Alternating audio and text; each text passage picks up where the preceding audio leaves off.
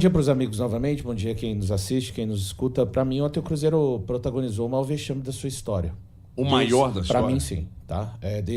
Pelo menos desde que eu acompanho o Cruzeiro, para mim foi a noite mais vexatória da história do Cruzeiro.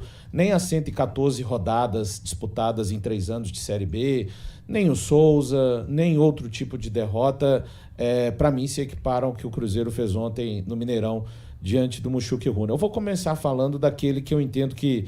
Vou começar do menor para o maior, do menor problema, mas que não quer dizer que não seja um problema.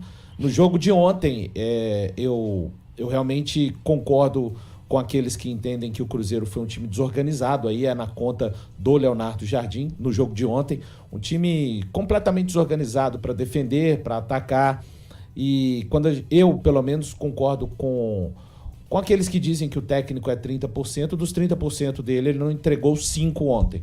Né? Da tal, quem acha que é mais, tá tudo bem, mas estou falando dentro do universo que eu entendo que é a responsabilidade do técnico. Né? Ele não entregou sequer 5% da organização do time, que o time necessitaria para defender, para atacar, enfim. E o que se viu foi, de fato, o Mushuc Runa, que finalizou mais do que o Cruzeiro, tanto de uma forma geral quanto no gol. Foram 3 do Mushuc Runa contra 2 do Cruzeiro. Para falar deste elenco, né? O pior vexame deste elenco é sempre o próximo. Aqui no Cruzeiro é um elenco de perdedores. Independente da história, eu dizia em outras oportunidades que não existia portabilidade de idolatria. O que eles fizeram em outros clubes, para o Cruzeiro não vale absolutamente nada. Então, de forma que o que eles têm a apresentar de pior está sempre na próxima partida, né? O pior vexame sempre está por vir. É um elenco que não foi capaz de conseguir aproveitar a boa campanha que o Cruzeiro fez na primeira parte do Campeonato Brasileiro 2024. Este elenco não foi capaz sequer de repetir a campanha daquele elenco antes da janela. Parte dele, né? Aí considerando aqueles 7 que chegaram no mês de julho. E para falar da figura do CEO de futebol, né? Alexandre Matos. É um fracasso completo. A gestão dele no Cruzeiro até aqui. Incluindo, aí eu não estou falando só do campo, de resultados. A gente vê, um jogador como o Wanderson, que chegou há bem pouco tempo no Cruzeiro, ser substituído e fazer beicinho e sair torcendo o nariz.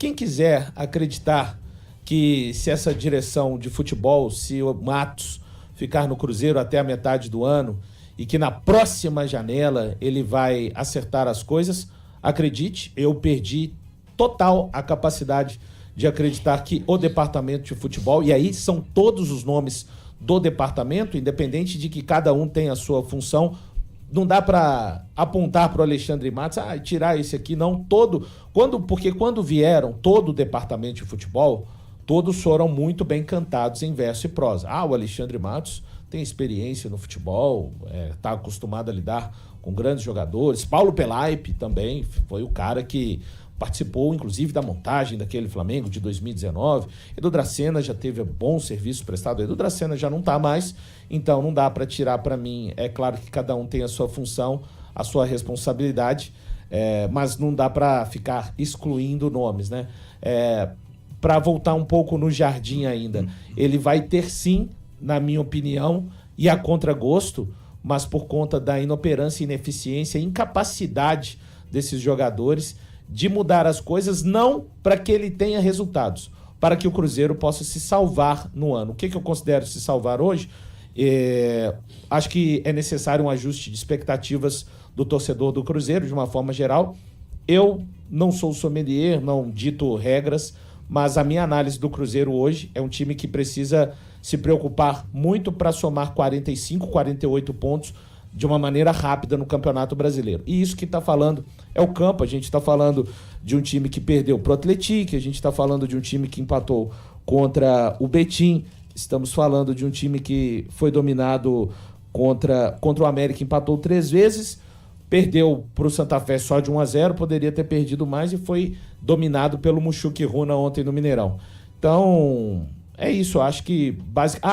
importante, eu fui subindo as escalas, né? A escala maior agora, o Pedro Lourenço, é importante Para o clube, não para mim, tem gente que deve estar falando aí no chat, ele é presidente do clube, é dono, ele fala o que quiser, é necessário para que o Cruzeiro consiga alcançar este objetivo, que eu entendo que é o objetivo máximo no momento para este elenco, e olha que é muito. Não existem equipes no Campeonato Brasileiro tão ruins quanto o Muxuque Runa, quanto o Santa Fé, para mim, como o próprio Betim, e nem como o próprio Atlético, que está na segunda divisão, e o próprio América. Eu vou colocar também nesse pacote.